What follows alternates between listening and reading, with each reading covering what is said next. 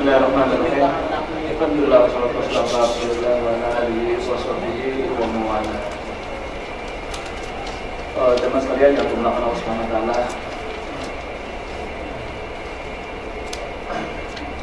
Pada kesempatan kali ini insyaallah kita akan teruskan pembahasan ya. Sebenarnya materi kita ini jemaah sekalian variasi ya, bukan hanya tafsir gitu. Nanti makanya ke depan insyaallah kita akan kaji tentang masalah wudu, masalah sholat, masalah sehingga ke depan kita harapkan insyaallah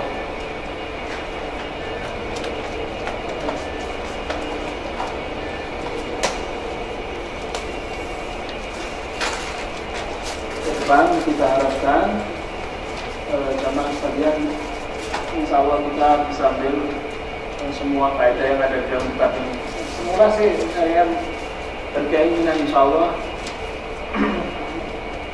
nyarikan yang terjemahan dari matanya, dari asal kitabnya ini. Belum dapat yang terjemahannya. Kalau ada terjemahannya insyaallah lebih bagus gitu. Jadi kita di sini jelaskan ya, terus jamaah sekalian semuanya pegang terjemahannya. Ada kitab aslinya. Dulu Sulh Muhammad itu ada kitab aslinya bahasa Arab ya. Ada terjemahannya ke dalam bahasa Indonesia. Insyaallah ke depan kita carikan insyaallah, terus kemudian kita bagikan. Jamaah sekalian yang dimuliakan Allah Subhanahu wa taala.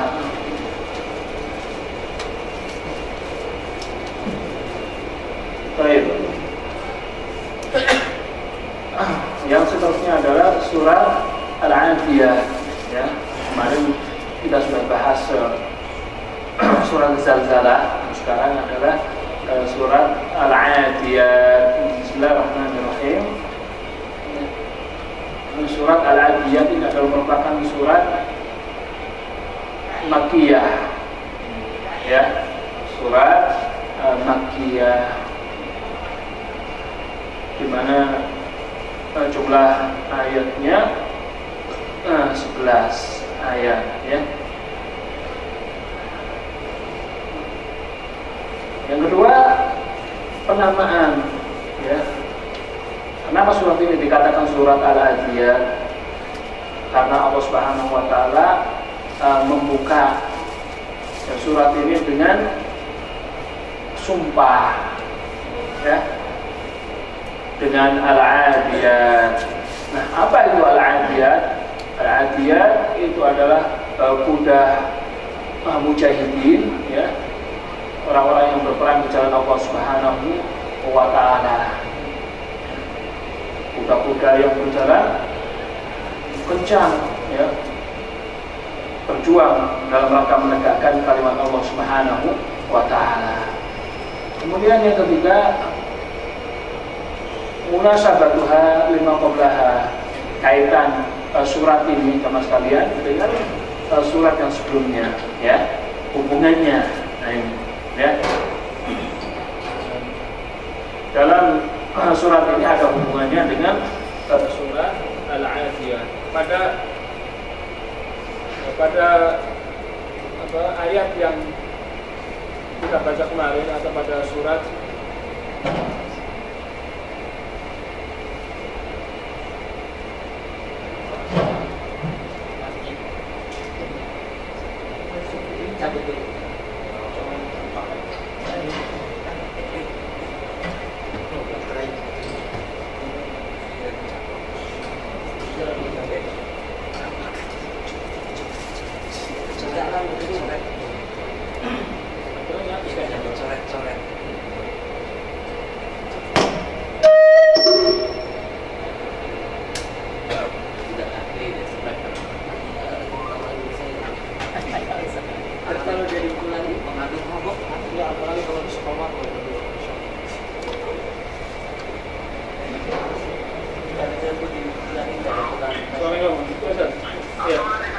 Iya.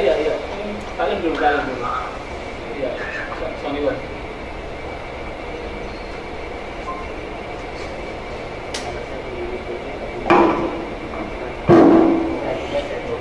Kok bisa?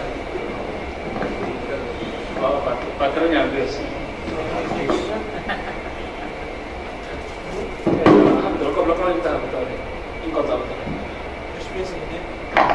خلاص Bayar.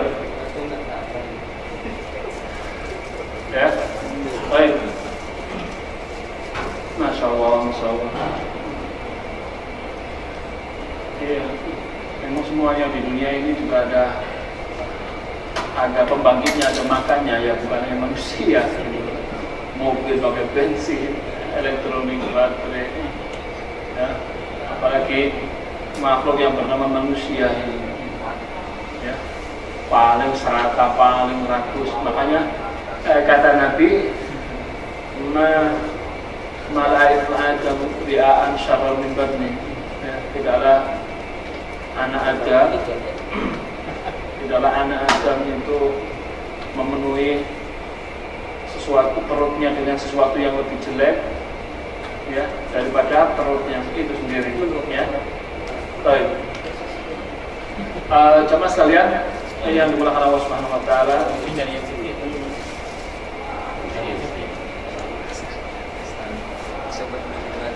di dalam surat Al-Zalzalah kemarin, jemaah sekalian, ya, di dalam surat Zalzalah, ya, kemarin sudah dikabarkan oleh Allah Subhanahu wa taala dengan firman-Nya, wa akhrajatil ardu asqalaha. Allah Subhanahu wa taala mengeluarkan, ya, maksudnya bumi, ya, dengan perintah Allah Subhanahu wa taala itu bisa mengeluarkan, ya, kandungannya, ini berupa orang mati, demikian pula perbendaharaan dan seterusnya dan seterusnya. Nah, di dalam wa fi hadis surah, ya, di dalam surat ini sekarang mau kita baca ini, di dalam surat Al-Adiyat ini, ya, Allah Subhanahu wa taala menyampaikan firman-Nya juga, idza busira ma fil qubur, kalau dibangkitkan atau kalau, ya, dikeluarkan apa yang ada di dalam kuburan. Ini sama menceritakan tentang apa? Kejadian alam kubur, ya. Nah, di dalam surat Zalzalah ini Allah Subhanahu wa taala yang dalam kajian kemarin sudah kita sampaikan juga bahwasanya Allah Subhanahu wa taala menjelaskan bahwasanya yang namanya balasan semua manusia itu akan diberikan sesuai dengan amalnya, ya, akan disampaikan sesuai dengan amalnya, baik dan buruknya, ya. Nah, demikian juga jemaah sekalian di dalam surat Al-Adiyat ini yang sekarang kita baca ini, ya, Allah Subhanahu wa taala juga mengisahkan, ya, bahwa Dia mengetahui semua amal soleh atau semua kejelekan atau perbuatan manusia secara umum. Jadi, ya, Allah Subhanahu wa taala Maha mengetahui. Karena itu Allah katakan inna rabbahum bihim yauma idzin khabir, ya. Nah, di sini menunjukkan pengetahuan Allah Subhanahu wa taala. Jadi, sekali lagi kesamaan yang pertama adalah sama menceritakan tentang apa yang ada di dalam bumi, yaitu di alam kubur. Dan yang kedua, kesamaannya adalah sama-sama menceritakan tentang balasan. Ini, ya. Makanya kata para ulama, yang namanya balasan itu sesuai dengan perbuatan. Kalau baik, kalau sebaliknya juga sebaliknya. Waliyadzubillah, ya. Inilah salah satu kecocokan, ya, antara dua surat ini. Nah, baik. Kemudian yang keempat, jamaah sekalian, adalah arti, ya, arti sebagian kalimat, ya, yang ada di dalam surah Al-Adiyat ini, ya, kalimat-kalimat yang susah, kayak Al-Adiyat Dhabaha, ya. Al-Adiyat itu adalah kuda, ya. Al-Adiyat Dhabaha itu adalah kuda yang berlari kencang, ya. kuda yang berlari kencang, sehingga dengan larinya yang sangat kencang itu bisa menimbulkan suara. Ini nama kalimat al-adiyat. Ya. Kadang-kadang sebagian bahasa Arab itu beberapa kata gitu, tapi mempunyai satu arti dan gabungan. Wal-adiyat dhabaha. Ya. Nah ini. Kemudian yang kedua, wal-muriyat qadha. Ya. Yaitu pijakan kaki kuda yang dihentakkan di atas tanah yang keras atau di atas batu, sehingga bisa menyebabkan nyala api karena saking kerasnya. Ya. Kemudian wal mughiratu subha. Apa artinya mughirat itu? Yaitu sama kuda, ya. Kuda yang menyerang pada sebuah daerah, kuda yang menyerang musuh, ya, dengan kekuatannya. Wal muriyati subha. Subha di sini menunjukkan waktu. Kita tahu sama sekalian bahwasanya kebiasaan dahulu, ya, Rasulullah SAW dan para sahabatnya ketika ingin menyerang suatu kaum, ya, dalam rangka menyebarkan agama, membuat perluasan daerah itu biasa, ya, baik yang dipimpin oleh Rasulullah SAW ataupun yang merupakan pasukan suruhan Rasulullah SAW. Mereka dahulu sama sekalian biasanya sebelum menyerangnya itu adalah pada waktu sahur, sebelum sholat fajar. Makanya Nabi biasanya berwasiat, ya, kepada para panglimanya, ya, berwasiat kepada panglimanya untuk menyerang pada waktu fajar. Nah, sebelum menyerang, apa yang mereka lakukan? Biasanya mereka pasang pendengaran.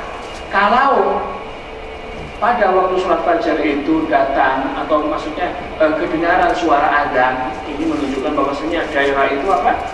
Muslim, nggak berhak dan nggak perlu kekerasan, nggak perlu serang dengan cara brutal. Artinya berarti mereka itu memang saudara, ya, menerima. Gitu. Tapi kalau pas pada waktu azan tidak kedengaran, ya, tidak kedengaran azan, tidak kedengaran qomat, tidak kedengaran yang lain, ini tandanya mereka itu bukan orang-orang muslim. Nah, pada saat itulah Allah Subhanahu Wa Taala menyuruh nabinya untuk menyerang. Ini salah satu cara. Habis lagi bapaknya. Sebenarnya suara kita nggak banyak sih sebenarnya. Kalau insya Allah kita fokus pun bisa, gitu. Alhamdulillah. Nggak usah direbutin. Insya Allah ke depan kita bikin lagi, ya. Nah ini, pertama sekalian yang dimuliakan Allah Subhanahu Wa Taala. Jadi ini adalah kalimat-kalimat yang susah, ya, di dalam ayat ini, kalimat-kalimat yang aneh. Nah, terusnya yang kelima sekarang adalah tentang arti ayat ini, ya, tentang makna ayat, walaupun secara global, ya. Allah Subhanahu Wa Taala bersumpah di dalam ayat ini, jamaah sekalian. Udah biarin. Di dalam ayat ini Allah Subhanahu Wa Taala bersumpah dengan kuda, ya, yang mempunyai peringkai yang sangat istimewa, jamaah sekalian. Ya, hewan kuda ini subhanallah mempunyai kelebihan yang sangat istimewa yang tidak dimiliki oleh hewan-hewan yang lainnya. Ya. Wa qad sabata annahu binawasi al-khair ila yaumil qiyamah, dan sungguh telah datang di dalam sahih, maksudnya dalam hadis ya, bahwasanya kebaikan itu ada di ubun-ubun ya, makhluk yang bernama kuda itu sampai nanti hari kiamat ya, tentunya dengan kehendak Allah Subhanahu wa taala ya. Jadi makhluk kuda ini ubun-ubunnya seperti yang datang dalam riwayat, berbagai macam kebaikan, keutamaan terus menerus sampai kapan? Sampai hari kiamat. Oleh karena itu kalau kita perhatikan ya, faedahnya kuda ini dalam dakwah, dalam peperangan, di dalam muamalah, di dalam mulai dari zaman dahulu. Ini lebih dahulu ya, luar biasa zaman sekarang ya. Bisa dibilang ya kendaraan tercanggih kalau zaman dahulu, dan kalau bilang sampai sekarang juga pun demikian. Dan kita harus yakini bahwasanya kabar ini adalah benar dari Rasulullah SAW. Bahkan dalam riwayat yang sahih, besok Imam Mahdi ya, ketika muncul itu kemudian memerangi musuh, bahkan ya, membunuh Dajjal dengan apa? Dengan pedang ya, dengan pedang. Ini artinya biar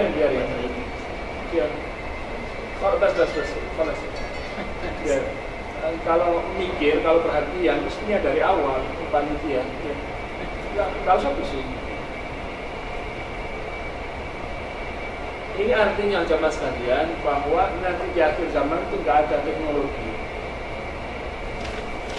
ya, zaman di akhir zaman nanti pada waktu Imam Mahdi datang tidak akan ada lagi ya, taknia. Wah, ada hadisun sahih sawfa yaqtulu dajjal bisayf ya, dengan bukan dengan rudal tapi dengan pedang. Subhanallah, bagaimana ceritanya ya, teknologi kecanggihan mutakhir seperti ini bisa amblas. Kenapa sebabnya? Allah wa'alam. Bisa jadi habis pembangkitnya atau apa, rusak atau ya bahan bakunya atau bahan ini ilmunya hanya Allah Subhanahu wa taala ya.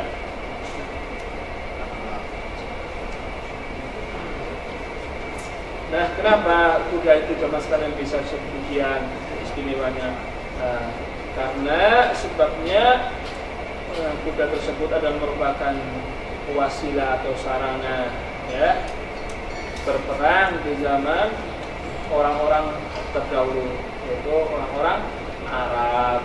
Sebagaimana kuda ini juga memiliki kedudukan ya, yang tinggi di hati kaum orang-orang yang muslim atau orang-orang yang beriman ya. Oleh karena itu kita disarankan, dianjurkan jamaah sekalian untuk yang mempunyai perhatian ya. Dan bahkan termasuk sunnah kita mengajari berlatih. Pertama adalah renang, yang kedua pacuan kuda, yang ketiga memanah. Ini hadisnya sahih sampai hari kiamat. Bayangkan ya. Sementara kaum muslimin sekarang ini lebih terpesona dengan olahraga modern yang nggak ada asal usulnya. Padahal kata Allah, wa idulakum mastata'tum min quwwah ila akhir ayat, dan siapkanlah ya segenap kemampuan dalam rangka untuk menghadapi dan memerangi musuh terhidup. Nah ini teman sekalian ya. Makanya kita kalau bisa kita hidupkan, kalau bisa ya. Ajari itu anak-anak pacuan kuda, memanah, dan alhamdulillah di sebagian pesantren tradisional mulai menghidupkan ya.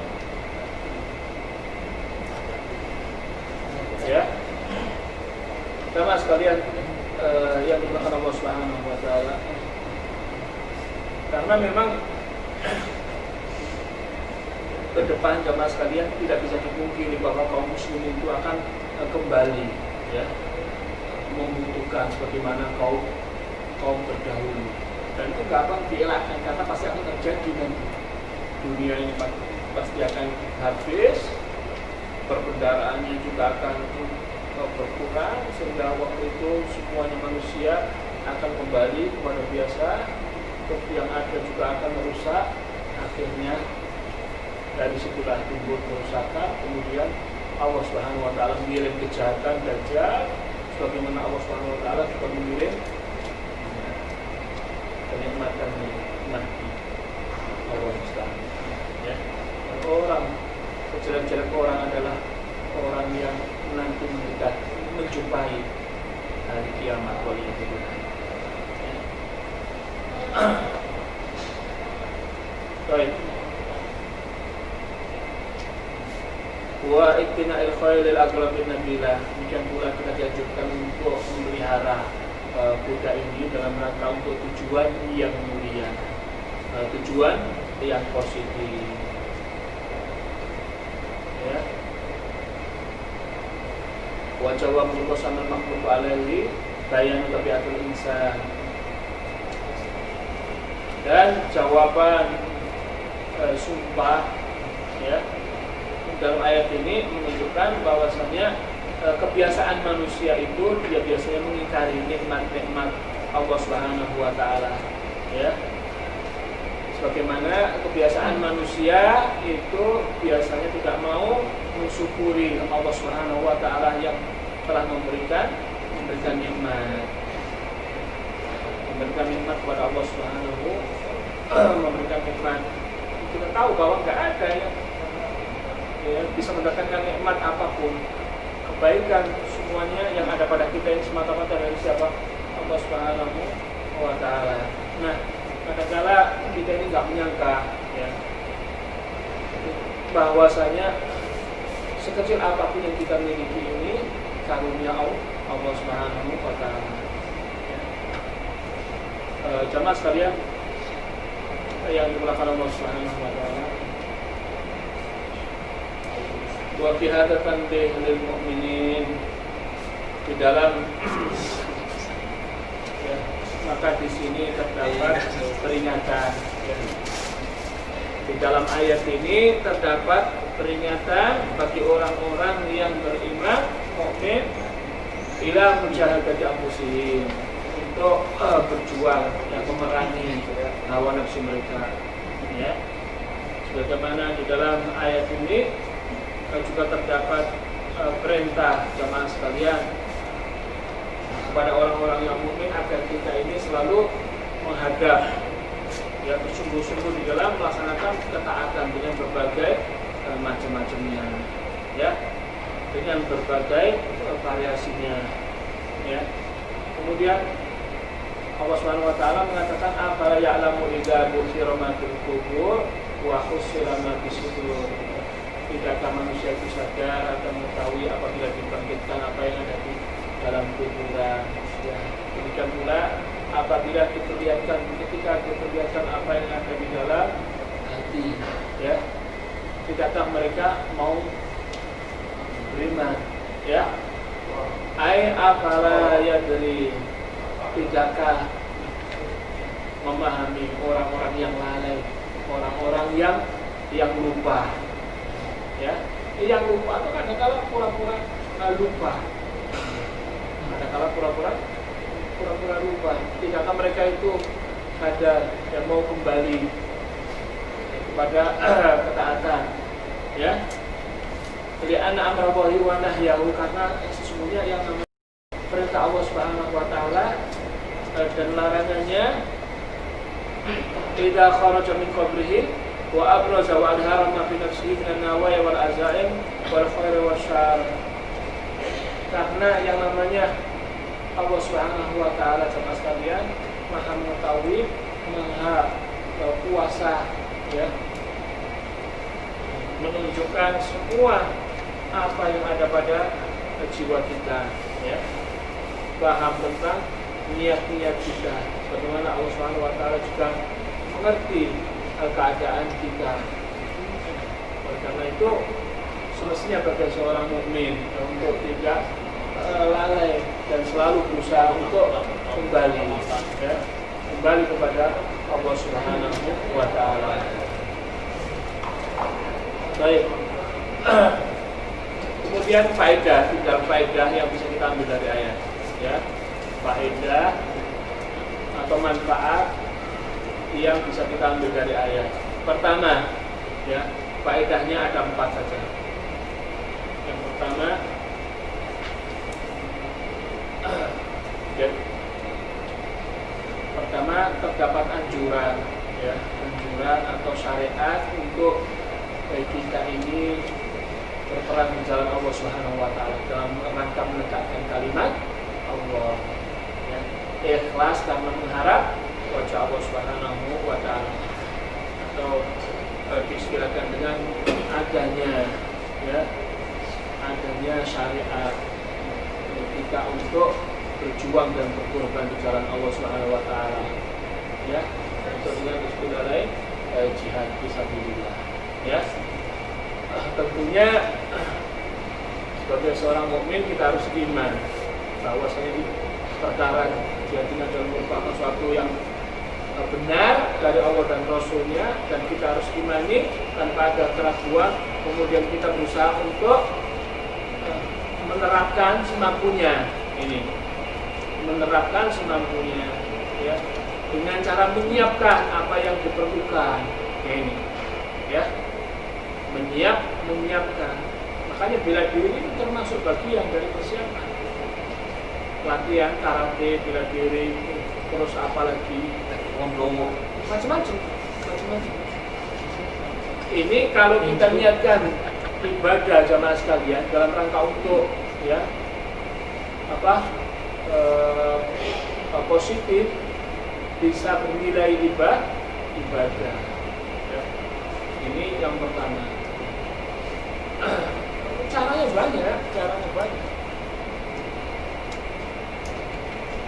Memperbaiki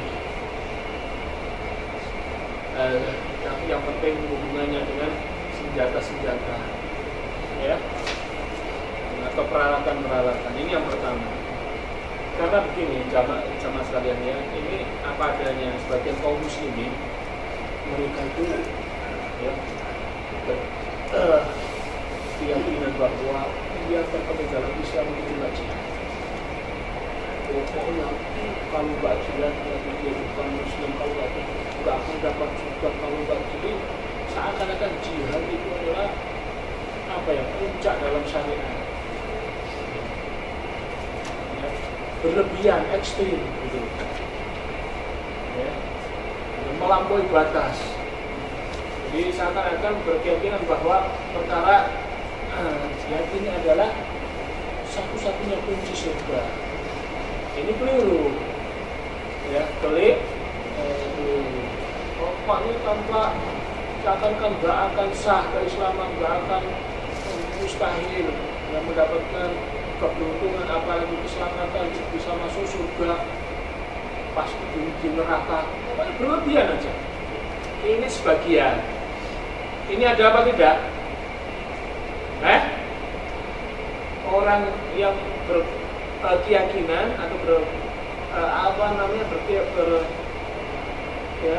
mempunyai sikap ekstrim seperti ini ada apa tidak? Banyak. Nah, kebalikannya, ya, kebalikan yang ekstrim, karena sekalian sama sekali dia itu nggak mau, ya, 100% nolak, nggak pernah mempelajari apa itu jihad atau berperang dan hukum-hukumnya, nggak pernah persiapan, juga nggak pernah ngajak orang, nggak pernah jelaskan, pokoknya hidupnya yang penting adalah makan enak, poligami, terus senang-senang, ya. Sebagian mubalik seperti itu, bahkan ngajarkan santrinya saja enggak tentang jihad. Hukum-hukumnya paling enggak pernah dibahas, kitabnya ditutup itu. ini yang namanya meremehkan. Ada apa tidak? Ada. Sibuknya itu yang pokoknya yang enak-enak aja, yang kelap-kelip, yang gemerlapan gitu. Ini juga keliru. Nah yang benar bagaimana? Ahlussunnah wal Jamaah itu, Ahlussunnah wal Jamaah yang sesungguhnya itu dalam segala keyakinan, amal, ya, itu bersikap tengah-tengah, mengambil sikap tengah-tengah. Nah, terus bagaimana? Ya dipelajari, ilmunya itu dipelajari, teorinya itu dikaji, prakteknya itu semampunya. Itu, ya, ilmunya dikaji, prakteknya semampunya. Sehingga ketika nanti kita menghadapi, kita sudah siap. Kata ulama Allah khairul umuri awsatuha, kata sahabat Ali kalau tidak salah, yang sebaik-baik perkara itu adalah yang tengah-tengah. Wakadari kaja'alnakum ummatan wasatan. Ya Allah katakan dalam Al-Quran, demikianlah kami jadikan kalian itu sebagai umat-umat yang tengah-tengah, yang pertengahan. Ya, baik. Ya semoga kita menjadi orang-orang yang ya, tidak ekstrim, tidak melampaui batas, juga enggak meremehkan. Yang kedua, jamaah sekalian, bayan hakikatul insan, penjelasan hakikat manusia.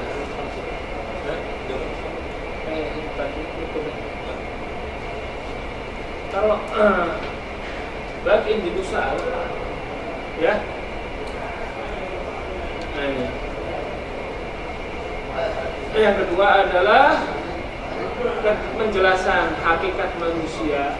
Bagaimana sih hakikat manusia? Wa annahu jubulun, dia itu ya orang yang senang mengingkari, ya, senang mengingkari. Nah, sebagaimana namanya manusia itu biasanya orangnya suka pelit, ya, bakhil, cenderung kepada hawa nafsu, ya, tidak mau bersyukur kepada Allah Subhanahu wa Ta'ala. Ini kebiasaan manusia, ya, dan inilah yang menjerumuskan manusia dari jalan kebenaran. Kemudian sarasa bayan waziratul insan fi qabilillah, ya, sangatnya kecintaan manusia kepada harta. Ya siapa sih yang nggak suka kepada harta? Tapi boleh-boleh saja asalkan tidak melampaui batas. Karena Nabi likulli ummatin fitnah wa fitnatu ummatin mana. Semua umat itu punya fitnah, lah fitnahnya umatku ini kata Nabi fulus harta. Ya, makanya jangan heran kalau kita sudah dikabarkan oleh Nabi SAW. Kalau fitnahnya Bani Israel dulu apa? Wanita, perempuan. Nah fitnahnya kita ini umat Nabi itu fulus. Dalam pusing 7 bulan kita ini cari. Ya, gak masalah sekedarnya teman sekalian. Kata kita menjadi orang kaya pun, kalau memang bisa mengantarkan kita kepada kebaikan, ketaatan dan istiqomah di atas syariat sama perintah Allah SWT, maka itu baik.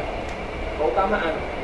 Sahabat sendiri dulu kayak Abu Bakar kaya, kayak Utsman apalagi, kayak Abdurrahman bin Auf dan seterusnya. Ya, baik. Kemudian terakhir takriru akidatul ba'ats wal hisab. Ya, di dalam ayat ini bisa kita ambil faedah penetapan adanya hari kebangkitan dan hisab. Siapa yang ragu dengan adanya hisab atau hari kebangkitan pada hari kiamat, kemudian dia mati di atas keyakinan itu, berarti keluar dari syariat Allah Subhanahu wa Ta'ala wa Ta'ala. Ya, karena ini perkara yang harus diimani. Coba kaum muslimin yang dibilang Allah Subhanahu wa Taala. Oleh karena itu kita tidak boleh sekali lagi ya, kita tidak boleh merasa ragu atau ada kebimbangan dengan adanya hari pembalasan. Justru kita harus yakin bahwa itu adalah benar, dan hari kiamat itu adalah benar, dan hari pembalasan itu adalah sesuatu yang hak tanpa adanya keraguan sedikit pun. Ya, sehingga dengan demikian bagaimana kita menjadi imanan yang sempurna. Jemaah kaum muslimin yang dimuliakan Allah Subhanahu wa taala, barangkali ini dulu ya, apa yang bisa saya sampaikan dalam kesempatan kali ini. Semoga yang sedikit ini bermanfaat baik untuk saya pribadi dan sama sekalian. Memang ya akan ringkas ya, kajian siang ini cuma satu surat dan pendek. Baik. Mungkin itu dulu awal-awalan. Hada wa sallallahu ala nabiyina wa habibina wa qudwatuna Muhammad wa ala alihi wa sahbihi wa sallam. Wa bihamdika asyhadu an la ilaha illa anta astaghfiruka wa atubu ilaik. Wa akhiru da'wana alhamdulillahi rabbil alamin. Assalamualaikum warahmatullahi wabarakatuh.